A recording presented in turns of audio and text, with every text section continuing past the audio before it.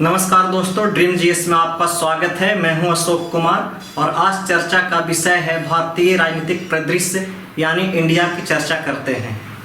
सबसे पहले समझने की कोशिश कीजिए कि हम इंडिया की चर्चा क्यों कर रहे हैं, क्योंकि आपको पता है 17 और 18 जुलाई को विपक्ष की एक बैठक हुई। कहाँ? बेंगलुरु में हुई और वहाँ पे एक सहमति बनी। उन्होंने अपने अलायंस का नाम रखा है इंडिया। इंडिया का मतलब होता क्या है, सबसे पहले समझेंगे। Indian national developmental inclusive alliance, यानी इंडिया उन्होंने अपना नाम रखा है अलायंस का, जिसका आपका पूरा नाम समझना चाहिए कि होता क्या है। Indian national developmental inclusive alliance. अब समझिए कि इंडिया जो नाम रखा गया है और इसमें इन्होंने अपना टैगलाइन भी रखा है कि जुड़ेगा भारत, जीतेगा इंडिया। अब यहाँ पर यह समझना है कि जो बेंगलुरु में बैठक हुई है, 26 विपक्षी दलों की बैठक हुई है। कितना? 26 विपक्षी दलों की बैठक हुई है। जबकि अगर इसकी पहली बैठक की बात की जाए तो कहाँ पर की गई थी? पटना में की गई थी, और दूसरी बैठक बेंगलुरु में, और तीसरी बैठक मुंबई में होने वाली है। लेकिन सेंटर में दिल्ली ही रहेगा। यह 26 जो पार्टियां हैं, मुख्यतः जो पार्टियां मैं नाम बता दूं, कांग्रेस सबसे बड़ी पार्टी, राष्ट्रीय जनता दल, जदयू, तृणमूल कांग्रेस, डीएमके, समाजवादी पार्टी, राष्ट्रीय कांग्रेस पार्टी और शरद पवार की राकांपा हो गई, उद्धव ठाकरे की शिवसेना हो गई। यह एक तरह से देखा जाए तो इस तरह से कुल मिला जुलाकर 26 विपक्षी दलों का एक गठबंधन तैयार हुआ है, जिसे इंडिया नाम रखा गया है। इनके मुद्दे क्या हैं, समझने का कोशिश कीजिएगा। एक गठबंधन बना क्यों है? यह गठबंधन बनने के पीछे सबसे बड़ा कारण है कि 2024 का लोकसभा चुनाव, कि 2024 के लोकसभा चुनाव में बीजेपी को किस तरीके से हराया जाए। यानी 26 पार्टियां एक तरह से एकत्र हुई है। उनका मिशन है, पहला ऑब्जेक्टिव तो यही है कि किस तरीके से बीजेपी को रोका जाए। दूसरा इनका कहना है कि देश में जिस तरीके से लोकतंत्र को खत्म किया जा रहा है, लोकतंत्र बचाने की कोशिश है, एक मुहिम है। संविधान को यहाँ तक खत्म कर दिया जा रहा है, संविधान को किस तरीके से प्रोटेक्ट किया जाए। और एक और है कि इंक्लूसिव ग्रोथ, किस तरीके से एक समन्वित विकास हो सके। जिस तरीके से विपक्ष का कहना है कि जिस तरीके से महंगाई, बेरोजगारी, भूखमरी, गरीबी, भ्रष्टाचार इस देश की एक सबसे अहम यानी ज्वलंत मुद्दों में शामिल है, किस तरीके से इस सभी चीज़ों से निजात पाया जाए। और आप जानते हैं सबसे मज़ेदार बात यह है कि लगातार भारतीय जनता पार्टी विपक्ष पर लगातार प्रहार करती है कि ये भ्रष्टाचारी लोग हैं। तो यह तय करने दीजिए देश की जनता को कि भ्रष्टाचार का पैमाना क्या है और कौन भ्रष्टाचारी है। और यह देश की जनता देखेगी कि पिछले 10 वर्षों में जो मोदी सरकार के द्वारा करीब 10 वर्ष हो ही जाएंगे कि 10 वर्षों में मोदी सरकार के द्वारा क्या काम किए गए हैं। यह एक बहुत बड़ा सवाल है कि आखिर प्रधानमंत्री भी विकास के मुद्दे पे मौन क्यों। मैं यह नहीं कह रहा, क्योंकि जब भी वह आरोप लगाते हैं तो उनका यही कहना है कि भ्रष्टाचारी जितने हैं सभी एक जगह शामिल हो रहे हैं। उनको यह तो दिखता है कि विपक्षी पार्टियों में भ्रष्टाचारियों का बोलाबाल है। तो आखिर आप इतने ही पारदर्शी तरीके से अपने सरकार को चला रहे हैं, भ्रष्टाचार को आप खत्म करना चाहते हैं, तो ऐसे पार्टियों के साथ आप क्यों जुड़ रहे हैं, अपनी पार्टी में, अपने गठबंधन में क्यों शामिल कर रहे हैं। जैसे यह भी चर्चा का विषय होना चाहिए, जिस तरीके से अजित पवार उनके साथ जुड़े हैं, 70,000 करोड़ का गबन का आरोप उन पर है। जिस तरीके से लगातार बीजेपी प्रहार करती आई है, हेमंत बिस्वा जो उनके असम के मुख्यमंत्री हैं, तो यह समझने वाली बात है और देश की जनता तय करेगी हम और आप तय करने वाले कोई नहीं होते हैं कि अगर बीजेपी की पार्टी में कोई भी भ्रष्टाचारी शामिल हो रही है तो क्या वह पाक साफ हो जाती है, और विपक्ष में जितने चेहरे हैं क्या यह भ्रष्टाचार के पर्याय हैं, यह तो देश की जनता तय करेगी। लेकिन उससे भी सबसे बड़ा सवाल है कि क्या ईमानदारी से पूछा जाए तो क्या देश में महंगाई नहीं है, देश में गरीबी भूखमरी नहीं है, देश में शिक्षा स्वास्थ्य के क्षेत्र में क्या जो डेवलपमेंट होना चाहिए, जो विकास होना चाहिए, क्या हो पाया है? हमारा देश कितना आगे बढ़ पाया है पिछले 10 वर्षों में, यह हम नहीं कह रहे हैं, यह आंकड़े कहते हैं। अगर आप देखते हैं ह्यूमन डेवलपमेंट इंडेक्स में तो भारत की क्या स्थिति है, यह सभी लोग आप लोग जानते हैं कि उत्तरोत्तर रूप से अगर देखा जाए तो लगातार ह्यूमन डेवलपमेंट इंडेक्स इस देश के लिए मानव विकास सूचकांक एक चिंता का सबब बनते जा रहा है। दोस्तों, यहाँ पर समझेंगे कि सरकार लगातार विपक्ष में ही खामियां निकालती नजर आती है। आखिर देखेंगे सरकार पिछले 9 वर्षों में क्या किया है, भारत की स्थिति है क्या, यह समझने की कोशिश कीजिए। तो यहाँ पर देखेंगे आप कि ये जितना सारा चीज भारत को डेवलपमेंट यानी भारत को विकास की दिशा की ओर अग्रसर करने के लिए ही सभी काम सभी पॉलिटिकल पार्टियां चाहती है काम करें। लेकिन अभी फिलहाल जो सरकार जो है बीजेपी की सरकार है, तो देखिए स्थिति क्या है। आप अगर देखेंगे तो आप भी जानते हैं कि विकास के मानक होते हैं, अगर देखेंगे तो शिक्षा, स्वास्थ्य, रोजगार। तो अभी तत्काल क्या स्थिति है आप पाएंगे तो देखेंगे अर्थव्यवस्था की भारत सरकार बहुत जिक्र करती है कि विश्व की हम 5वीं बड़ी अर्थव्यवस्था बन चुके हैं। तो क्या यह सच्चाई है?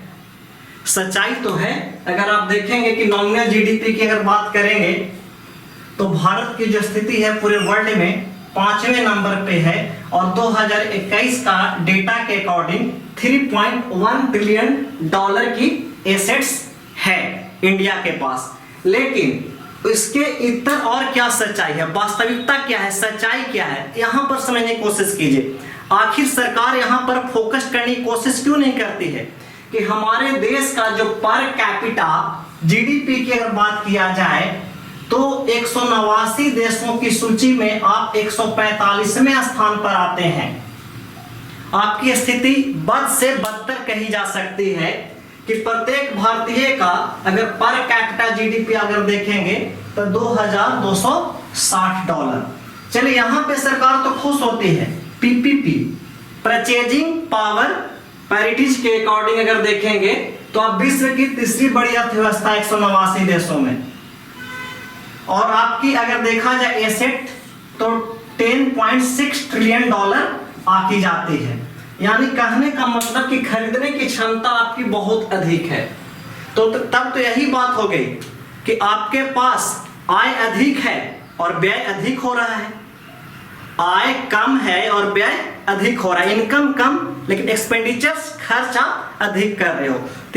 तो यह क्या किसी भी इकोनॉमी के लिए, देश की इकोनॉमी के लिए अच्छा है? नहीं है। हमेशा डेफिसिट बजट, घाटे की बजट आप पेश करते हैं। और यहां पर अगर आप देखेंगे वो पीपीपी के अकॉर्डिंग पर कैपिटा इनकम तो 126वां पोजीशन है 187 देशों में, $7150 खर्च करते हैं प्रत्येक भारतीय। चलिए बहुत जोर शोर से बताया जाता है। अभी जो सबसे अधिक जो मुद्दा यह है कि विश्व प्रेस स्वतंत्रता सूचकांक की अगर बात करेंगे तो वर्ल्ड में 161 यानी 161वें पोजीशन पर आप काबिज हैं। आप समझ सकते हैं कि क्या इंडियन मीडिया की मौजूदगी है पूरे वर्ल्ड में, क्या उनकी स्थिति है। आप बुरा नहीं मानेंगे, गोदी मीडिया क्यों कहा जाता है भारतीय मीडिया को? क्या सच्चाई को सही तरीके से दिखाया जा रहा है जो भारत का सच है? आप किसी भी क्षेत्र में देख लीजिए, आपको ऐसा नहीं लगता है कि सरकार से तीखे सवाल पूछने चाहिए, विकास के मुद्दे पर सवाल पूछने चाहिए? आखिर ऐसी कौन सी वजह हुई जो पहले प्रधानमंत्री बने, जो अमेरिका में उनसे पूछा गया अल्पसंख्यक के मामले पे कि अल्पसंख्यक भारत में सुरक्षित नहीं है? यह रियल में एक भारतीय होने के नाते शर्मसार कर देने वाला विषय है। लेकिन आप समझिए कि आखिर भारतीय प्रधानमंत्री से क्यों पूछा गया, क्या कोई रीजन है? आप यहां पर देखिए, मणिपुर जल रहा है पिछले 2 महीने से, लेकिन सरकार के मुखिया के द्वारा एक स्टेटमेंट नहीं जारी किया जाना, मणिपुर का दौरा नहीं करना, किस बात की ओर संकेत है? क्या यह हेल्दी डेमोक्रेसी का संकेत है क्या? यह समझिएगा, यह आपके विवेक पर छोड़ने की कोशिश की जा रही है।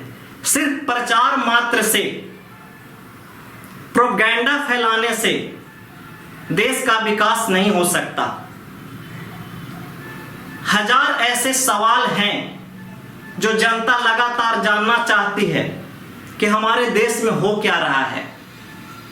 जिस तरीके से महिला पहलवानों का लगातार प्रोटेस्ट चला और जिस तरीके से पुलिस ने बर्बर तरीके से उन पर कार्रवाई की, आखिर क्यों नहीं सरकार के एक दागी सांसद के बारे में प्रधानमंत्री के मुंह से एक शब्द निकलना तो जरूरी था। खैर, ये सब मुद्दे हैं इस देश का, और माहौल बन रहा है 2024 का चुनाव का। तभी विपक्ष ने अपना अलायंस का नाम रखा है Indian national development inclusive alliance. इसी के परिप्रेक्ष्य में हम और बात करना चाहेंगे। आप देख लीजिए, मानव विकास सूचकांक में भारत की स्थिति 132 है। हैप्पीनेस इंडेक्स की अगर बात करें तो 126 है। और चर्चा का विषय होता था कि यदि डॉलर का मूल्य बढ़ रहा है और रुपए का मूल्य गिर रहा है तो इंडियन इकोनॉमी की साख में गिरावट है, देश की साख में गिरावट है। लेकिन फिलहाल आप जान लीजिए कि $1 82.10 RS, यानी $1 की कीमत है 82.10, 82 रुपए यानी 10 पैसे। महंगाई इस देश का सबसे बड़ा प्रश्न है। जिस तरीके से पेट्रोल डीजल के मूल्य में लगातार वृद्धि होना किस बात की ओर संकेत है? क्या हम विकास की दिशा में, विकास की कारवां में लगातार आगे बढ़ रहे हैं? महंगाई जिस तरीके से बढ़ रही है, यह किस ओर इशारा करता है? भारतीय अर्थव्यवस्था की कौन सी पहलू की ओर इशारा करता है? इस तरीके से हम बनेंगे विश्व गुरु? यह समझना होगा आपको धर्म और राजनीति के चश्मे से न देखकर एक स्वस्थ नागरिक होने के नाते यह सोचना होगा कि भारत का विकास किस तरीके से संभव है। ये सभी ज्वलंत मुद्दे आपको कहानी कह रहे हैं। आप बीपीएल की बात करते हैं तो आप देखिए 2014 से 22 29.5% लोग बीपीएल सूची में। ग्लोबल हंगर इंडेक्स की अगर बात करते हैं तो भारत की स्थिति बद से बदतर है। 121 देशों की सूची में आप 107वें पोजीशन पे। आखिर भारत किस पायदान पर आगे है, यह समझना होगा। आप देख रहे हैं भारत में असमानता की एक बड़ी लकीर खींची जा रही है। मिडिल क्लास के लोग जो हैं लोअर मिडिल क्लास में आते जा रहे हैं। यहां पर रोजगार क्रिएट किया नहीं जा रहा है। प्रत्येक चीज की स्थिति आप देखेंगे तो स्वास्थ्य इस देश का यशगन प्रश्न है, शिक्षा इस देश का यशगन प्रश्न है। रही बात, सरकार भ्रष्टाचार के मुद्दे पे दुहाई देती है कि भ्रष्टाचार सारे विपक्षी दलों में ही है, लेकिन अगर आप पाएंगे तो 95 से 96% केसेस ईडी का विपक्षियों पर है। और सरकार के खेमे में जितने दल हैं तो यही दिखाते हैं कि वो पूरी तरीके से पाक साफ हैं। लेकिन उदाहरण के लिए आप देख लीजिए, उसमें जो मैं नाम नहीं लेना चाहूंगा, इस देश में हो क्या रहा है। आखिर फ्रीडम ऑफ एक्सप्रेशंस की अगर आप बात करते हैं तो क्या इस देश की स्थिति क्या है?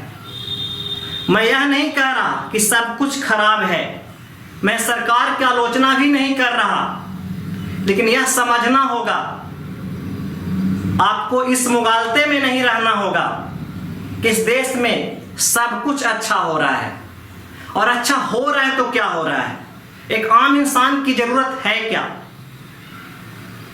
इस बात को समझना होगा कि विकास का मतलब क्या, और आधारभूत संरचना भी फुलफिल नहीं होना इसकी ओर इशारा है। इस बात को समझना होगा और आम जनता ही तय कर पाएगी कि भारत का विकास किस तरीके से संभव। बड़े बड़े स्लोगन और बड़े बड़े सरकार के पक्ष में प्रचार करना, यह मीडिया की स्थिति नहीं होनी चाहिए, मीडिया की भूमिका नहीं है। लगातार आप देखेंगे पिछले 6-7 सालों में जिस तरीके से मीडिया के द्वारा ऐसा लगना कि सरकार की प्रवक्ता बन बैठी है, सवाल हमेशा सरकार से पूछना चाहिए।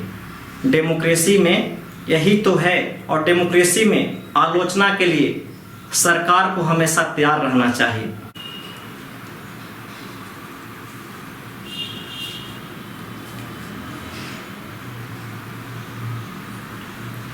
यहाँ पर हम देखेंगे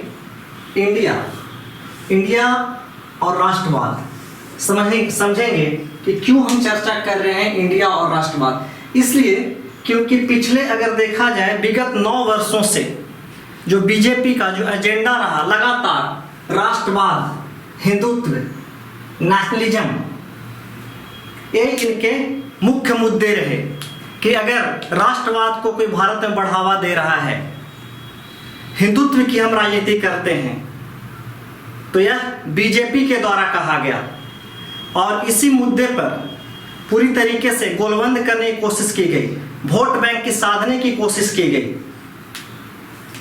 जातीय समीकरण भी देखा जाए तो उनका एक मुद्दा रहा लगातार, वो विपक्ष पे लगातार निशाना साधते रहे कि वो जातीय समीकरण की बात करते हैं। लेकिन अगर देखा जाए तो आज 38 पार्टियों का इनका अलायंस है, उसमें 17 पार्टियां ऐसी है जो जातीय समीकरण पर पूरी तरह आधारित है। जबकि आप इंडिया की बात करेंगे, विपक्ष की अगर बात करेंगे तो महज 7 जातियां ही हैं ऐसी है, 7 पार्टियां ही ऐसी है जो जातीय समीकरण की बात कर रही हैं। तो यहाँ पर समझने का कोशिश करेंगे कि किस तरीके से पिछले 9 वर्षों में यह ताना माना बुना गया राष्ट्रवाद के नाम पे। अगर पहला अगर देखेंगे तो डिमोनेटाइजेशन एक मुद्दा इस देश का 2016 में, यानी देश में डिमोनेटाइजेशन आया, और जिसका नतीजा यह हुआ, कहा यह गया था कि काले धन और आतंकवाद यानी टेरर फंडिंग जो हो रहा है इस देश में डिमोनेटाइजेशन के जरिए खत्म किया जाएगा। लेकिन क्या लगता है यह सफल हो पाया? अगर आप देखेंगे तो 99% से अधिक मनी का सर्कुलेशन अगर देखेंगे तो रिजर्व बैंक ऑफ इंडिया में वह सबमिट हो पाया। तो क्या इस देश में महज 1% ही काला धन था? जीएसटी, एक कर एक देश की बात की गई, क्या इसका सफल तरीके से आयोजन किया गया? राफेल डील की बात देख लीजिए, पेगासस की बात देख लीजिए, वहां पर सुप्रीम कोर्ट में यह कहा गया कि राष्ट्रीय सुरक्षा का मामला है। राष्ट्रीय सुरक्षा के मामले की जिक्र करके यहां पर भी एक तरह से देखा जाए तो क्या है, चुप्पी साध ली सरकार ने। आर्टिकल 370 हिंदू राष्ट्रवाद की हमेशा यह बात करती है। तो यहां पर यही समझना है, किसी के काउंटर में इंडिया अलायंस बनाया गया, उन्हीं के जो विषाद था उसी पर खेलने की कोशिश किसकी? इंडिया, यानी जो विपक्ष का जो इंडिया है। आज अगर आप देख रहे हैं तो इस बात को भी समझने की कोशिश कीजिए कि हिंडनबर्ग का रिपोर्ट जो आया अडानी के मामले में, आखिर प्रधानमंत्री के द्वारा एक शब्द नहीं कहा जाना, ये किस बात की ओर इशारा करती है? हमेशा प्रधानमंत्री भ्रष्टाचार की जिक्र करते हैं, लेकिन अडानी मुद्दे पर चुप्पी का मायने और मतलब क्या समझा जाए, यह भी आपको समझना होगा। जब कर्नाटक में चुनाव हो रहे थे तो बजरंग दल पर प्रतिबंध लगाया गया, तो उनका जोड़ दिया गया, किसे? बजरंगबली से जोड़ दिया गया। तो यही समझना होगा। और जिस तरीके से मोदी सत्ता, गोदी मीडिया जिस तरीके से प्रखर तरीके से उनके सुर में सुर मिलाना, और अगर मान लिया सरकार या सत्ता से सवाल पूछ लिया जाए तो उसे एंटी नेशनलिज्म का दर्जा दिया जाना, गोदी मीडिया आप समझ ही नहीं पा रही है कि किस तरीके से काउंटर अटैक किया जाए इंडिया का। यहां पर विपक्ष खासकर कांग्रेस के नेता राहुल गांधी ने भारत जोड़ो से देश में एक उम्मीद की नई किरण लाई। एक तरह से देखा जाए तो पूरा विपक्ष को एकजुट करने की कोशिश यहां पर किया। एक चीज और समझेंगे कि जिस तरीके से सार्वजनिक संपत्ति को निजी हाथों में लगातार दिया जाना, यह किस बात को इशारा है? वही आरएसएस जो स्वतंत्रता संग्राम में भाग नहीं ली है और राष्ट्रवाद की बात करती है, नेशन फर्स्ट की बात करती है।